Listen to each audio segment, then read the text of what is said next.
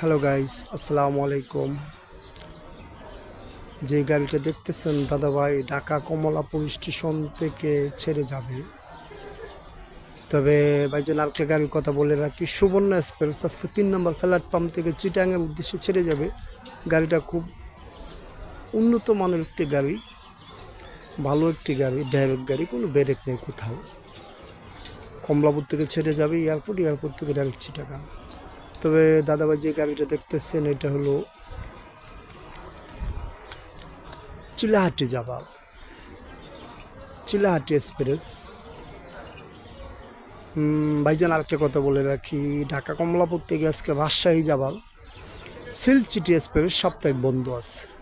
তবে দাদাভাই এটা হলো চিলাহাটি এক্সপ্রেস 7 নম্বর প্ল্যাটফর্ম থেকে গাড়িটা আজকে রাইট টাইমে ছেড়ে যাবে।